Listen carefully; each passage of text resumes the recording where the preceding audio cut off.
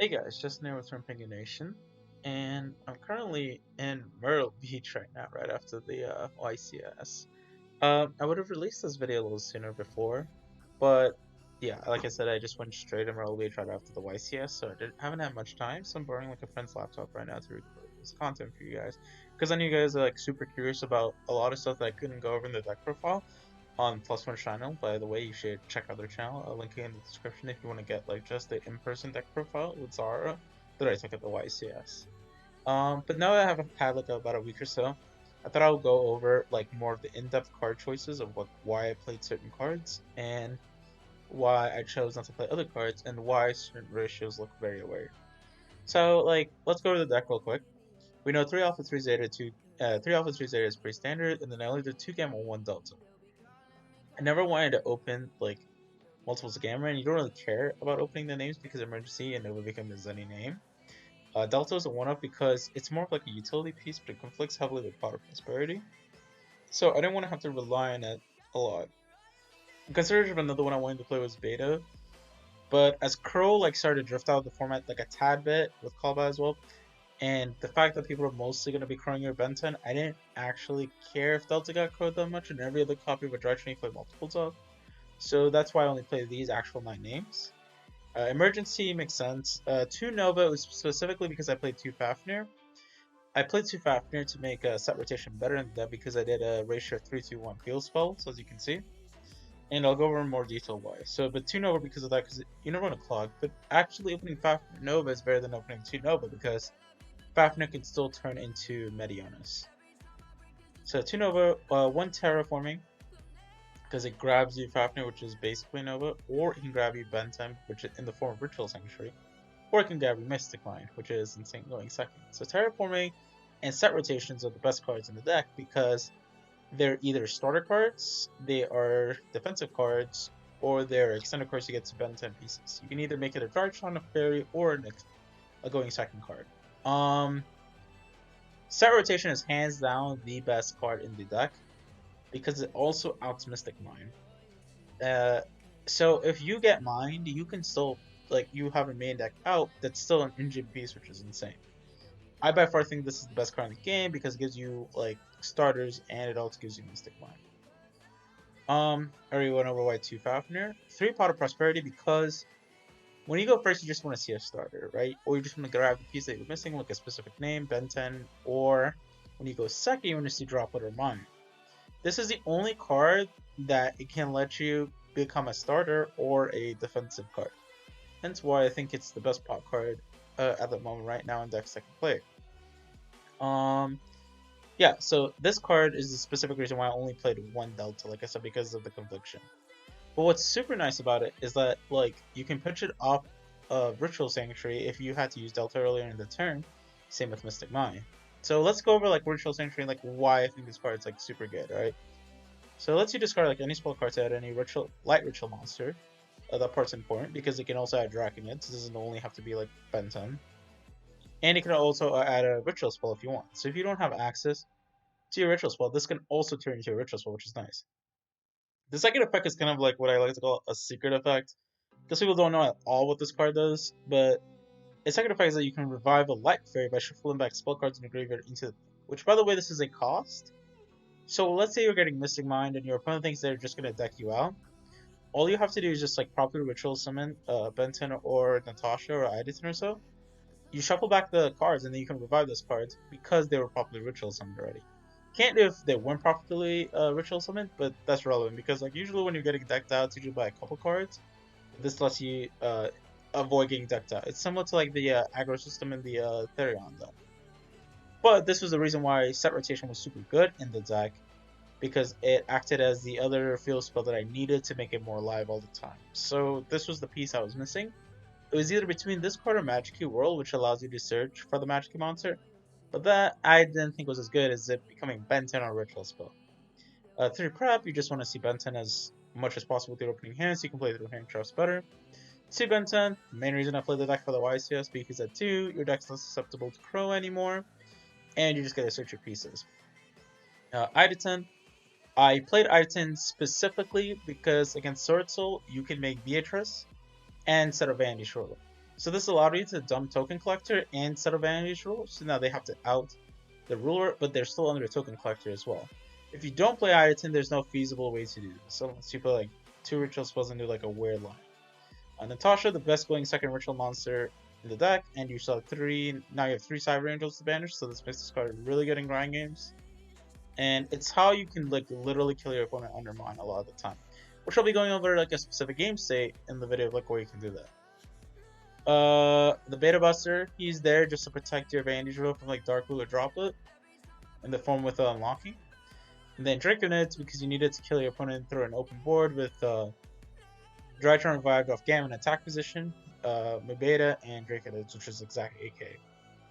You play 1 orange, because there are again only times where when you do the standard Alpha Zeta combo, you're going to end with Orange Light, Lancia, and Vantage Rule on field. And this is without just like without Beta Buster, because you still need like that's a 2.5 combo. But if you have any other fairy in your hand, you can do Orange and Lancia, which is insane. But usually I also try to end with Mirage Light. So what I would do is that I would go Lancia into draw phase because it hits like almost every deck in the format. It stops Desirous Prosperity, Allure Darkness. It also hits Sword Soul a lot because of the tennies, but you shotgun it to play around Flunder because they can't use Pot of Prosperity or Map, basically. So it's really good. And then if they're playing it, they would have to change Advent there, which makes it technically like a neg because they're trading 2 cards in their hand just to get 1 guy back. So that's why like the 1 Lancia is really, really good. Also, going second against Sword Soul, if you can't kill them, let's say you had to like break their board pseudo, but you couldn't kill them, what I try to end on is Zeus with Searching Lancia, because they have a very tough time out in that. Usually how they crack back on your board is with using the Tenny monsters, or like a tie push, but they can't do that on the Lancia, which then only kind of locks them into Longyeon Moe plays. But in the grind game, it's very hard for them to like get to Moe and Longyeon in just like 1 route. And then your Zeus trades with any of those 2 cards, making it like almost virtually impossible for them to win. I played 1 Diviner. Only 1 because you only need it for when you need the utility piece of it, because your main normal summon in the deck is always going to be Vanity's Ruler. I thought this was the best win condition of the deck, and I liked it infinitely more than the Amorphisator guy, I guess. The ritual guy who like skipped their main phase 1. Is because it blended better in the deck. I didn't have to rely on using my Alpha Search to grab the Amorphisator guy. This guy's directly accessible off of Ben 10, and also he just like works well because you can tribute Ben 10 with him. So that's it for like the main engine pieces, but then for the defensive cards was like obviously the droplets in mine. Call by, obviously it's like a defensive card, but also like a trade piece for like Brandon Red. And then the 2 bricks, which is unlocking for the Beta Buster, and the Medionis. There's a lot of math in the deck. Technically, you have 21 stars in the form of Prosperity as well. So, like I said, I laid them out this way so you can see all the stars in the deck. I have 21, and then you have the pseudo combo pieces with your starters. And then your defensive cards are dropped on mine, like I said.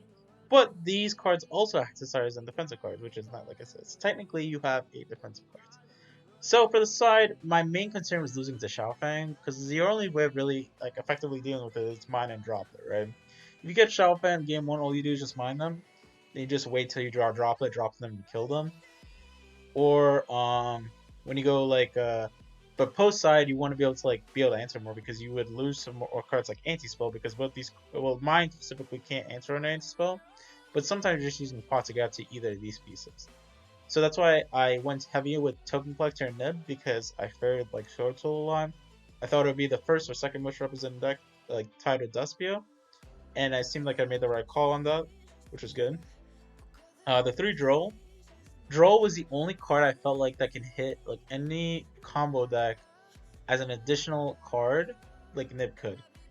I get that Ash was like really good to hit like the Despia deck, but I did not think it was high impact enough, so I wanted a high impact hand trap along with these other guys, which is why I saw with Droll. Also, I was very fearful of Floranderies, and Droll was the only hand trap I felt like that was really powerful versus them aside from Lancia. But Droll covered a lot of decks, which is why I liked it a lot. So then that left like for me to play 6 other cards on my side. So I did 3 Twin Reboot, which is obviously for the backer decks. And then I had 2 other spots. Because of the reboot taking up 1, I just did 2 taunts, a going first card, or a going second card into breaking a board, hence making this card really good. And I'm glad I played this instead of like anything else in my deck. because I think this side deck was absolutely perfect and I wouldn't change a card. Same with the main deck, actually. So for the extra deck, I did 1 Natis, 1 Herald, 2 Mabeta, Fucho, Downer, Zeus, Beatrice, very standard. Karibo, this kept switching between Anima, but I ended up playing Karibo because you wanted to protect Mirage Lights with it. So if you ever had like the extra piece to protect Mirage Lights, it was really powerful.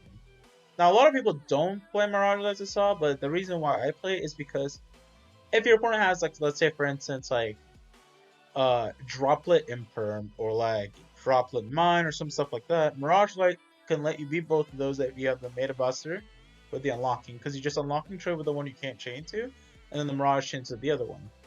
And they can't attack over Mirage if you got Karibo, and they can't special summon extenders to beat over it because of Bandage Rule. It's making this good.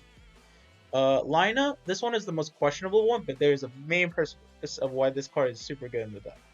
So going second against Sorcerer, Lina is really good because you can crack through their Shisha and special it back, or their Boxio, and it's another monster to make an additional push. But that was not the primary reason I'm playing it. The primary reason I'm playing it was when I nibbed my opponent and I only had one Drytron name, I can put the nib token in attack position, use the Drytron name with the nib to make Lina, crash the Lina into the nib token to search for my second name to be able to combo and play. Because a lot of times, like in those weird game states, they can't even like Ash it there because it's a damage step. It's the same theory of playing it within the Sourceful deck because you can crash your Lina into the nib token and search for a Glacier. The Phoenix and Unicorn obviously are just the Nightmare utility pieces, but each of them have their specific spots in the deck. This is how you bait out Branded and Red a lot if you don't have access to if you don't want to use Diviner because you're using Bandage Ruler. And then Unicorn actually serves a very fundamental purpose in the deck. It's the British access code as your Link 3, but it's the primary way how you kill your opponent through Mine without using a field spell to bump your own Mine. This comes up a lot actually. Access code to make the kill. You could play Boros for instead, but because I was doing the Bridger Unicorn, I felt access code was better. And then Goddess, this is actually very important for the deck, and I think you have to play it because your deck basically cannot out Psychic and Punisher. And a 6k arrival is very difficult because remember, we're not playing a lot of like defensive hand traps in the deck because they're too low impact. Your deck is very naturally good at going second, so you only want high impact trade cards. But that means you also lose to like big towers monsters, where it's where Goddess comes in. Borland is also a problem for this deck to out because we don't have Brave cards to use Draco back to out it. But you can just use Goddess to make it. A primary question I'm going to get probably is like, why didn't play IP? You'll be like, IP is really good with Goddess, but technically that's a win condition you don't need because you have Vandy's Rule already, right? If they're outing Vandy's Rule, they can also additionally out IP at the same time, which makes it just kind of irrelevant. It's just a bit redundant to play that spot, whereas I could have just played the line, like I said, and explained how line it came up, and it was very good. So that gave you, like, I hope this gives you like more insight to the deck that I couldn't do in the in-person deck profile. But I'll go over like a specific game state now of where like how you kill like a Destiny opponent through Mine, right? So for this, I just did like triple droplet, like Mine Alpha Zeta, and I see my opponent has like a full board, right? So I gave myself like 2 deck cards going second, just like as normal, right? And I just like threw them cards, like you notice I have like an 11 card extra deck because you don't even need all your pieces. And this matters like if you have to use pot early in the game, so say you want to stall on Mine for like a couple turns, right? I never ever decked out an opponent with Mine because I actually respected that my opponent played it out to Mine. I only use Mine simply as a stun tool to not lose to lingering effects such as like Lancia, such as Sight, Dimensional Barrier, and Droll when I went second. There was no effective way to deal with my opponent's combo and getting Droll aside from Mystic Mine, which is why it's like really, really crucial and fundamental in the deck.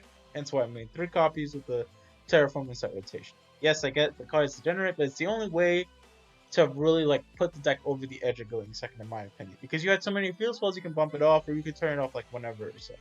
But let me give you like a simple game state here. So usually if I went into the board and I didn't have Droplet, I would just mind my opponent and keep passing until I drew Droplet. Because there's no effective way to kill them under Masquerade. Because Masquerade is a continuous effect that's going to keep burning you like every time you play the effect, regardless if mine is up or not. This card does not activate, so it's a very like floodgatey kind of push on you.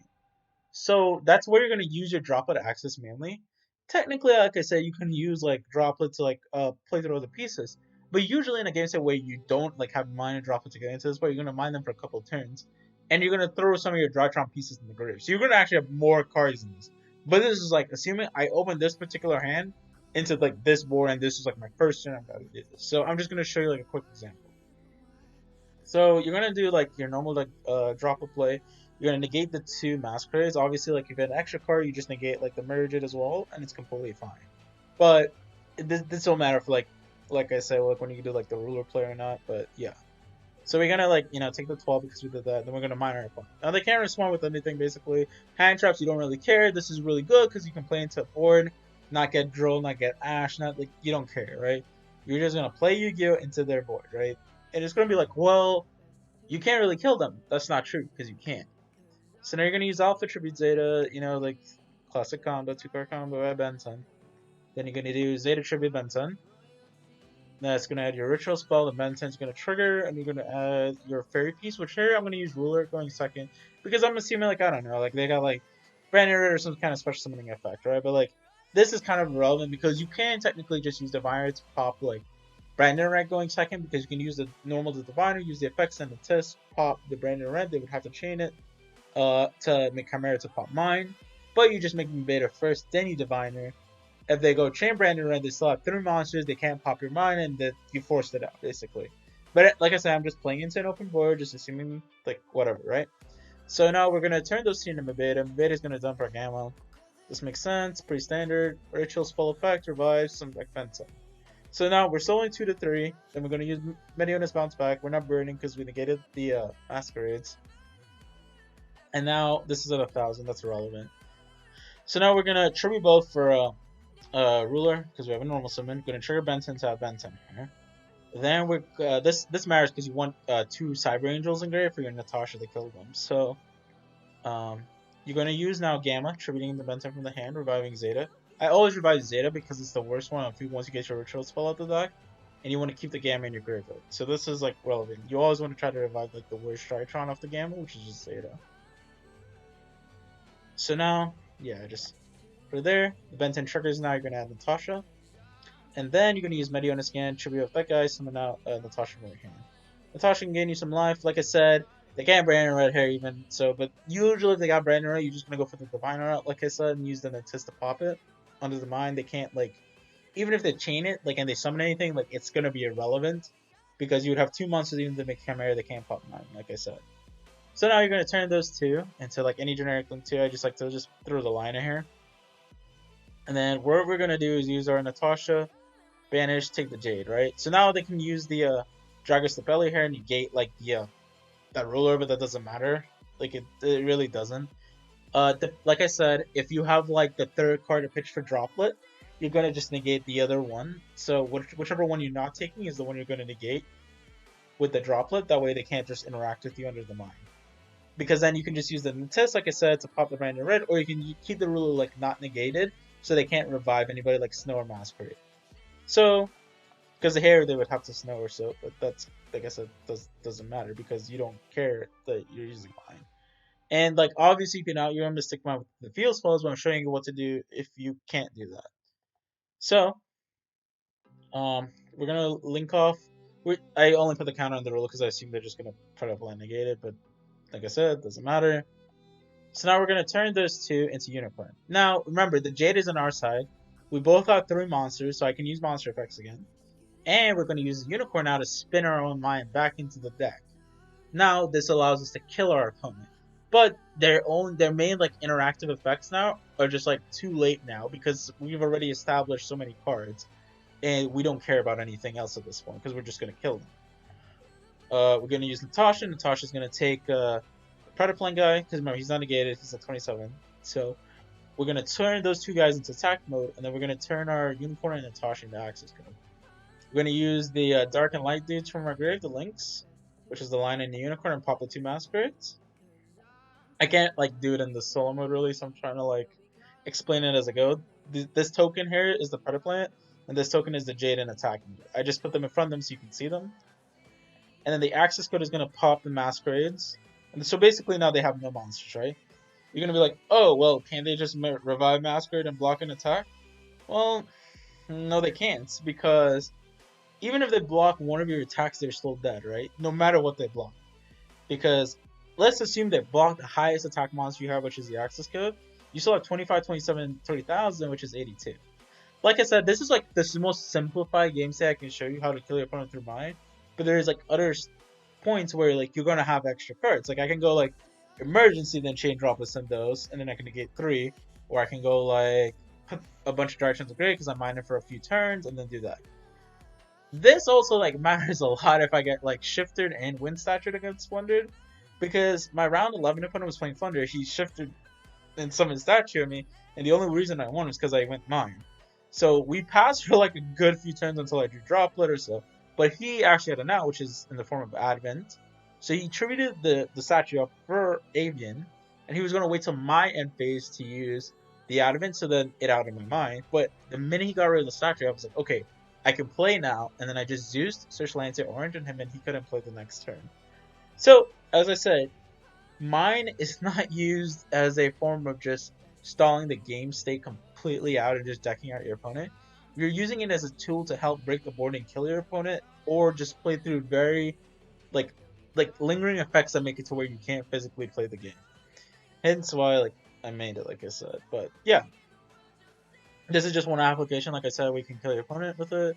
Like I said, you can do other stuff like unicorn their monster and then bump up your own mind with like another field spell. Because like I said, we play 8 field spells in all because we have set terraforming and then the 3 mine, 2 falconer, and the 1 sandcrew.